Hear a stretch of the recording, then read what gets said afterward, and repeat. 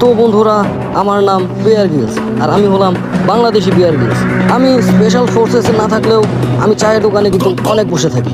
আর আমি এই পর্যন্ত এভারেস্টে উঠতে পারিনি, কিন্তু বাড়ির টিনের চালে থেকে অনেকবার পড়ে গেছি। আজ আমি আপনাদের দেখাবো কিভাবে প্রতিকূল পরিবেশে বেঁচে থাকতে হয়, যেখানে থাকবে না কোনো নেটওয়ার্ক, কোনো বিদ্যুৎ, কোনো মোবাইল। আর এই জঙ্গলে এবং পানির মধ্যে বেঁচে থাকার জন্য আমি সব কিছু ট্রাই করি। আর আমার সাথে থাকবে আমার গাইড ফকলু। তো বন্ধুরা, আমি ফকলু। এই বিয়ার ভাইগুলো কি করতে যাচ্ছেন জান? তো যাই হোক, ফিরে যাই আমরা আজকের পর্বে। তো বন্ধুরা, আমরা এখন আছি মহাজন জঙ্গলের একবার মাঝখানে, আর এরই সাথে শুরু হতে যাচ্ছে আমাদের আজকের পর্ব ম্যান ভার্সেস ওয়াইল্ড। কিন্তু ভাই, এইটা তো কোনোভাবেই মহাজন জঙ্গল মনে হইতেছে না। এইটা না খালি পাট খেত আর পাট খেত। একবার চেয়ে দেখেন।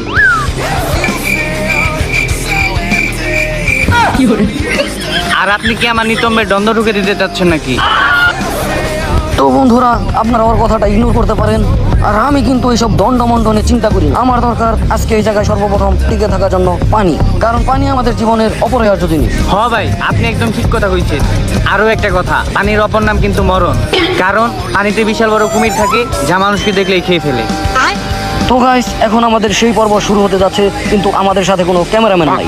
তাই আমাদের সর্বপ্রথম কি করতে হবে? ক্যামেরাম্যানের ব্যবস্থা করতে হবে। চলেন আমাদের সাথে সেই ক্যামেরাম্যানের কাছে, চলো।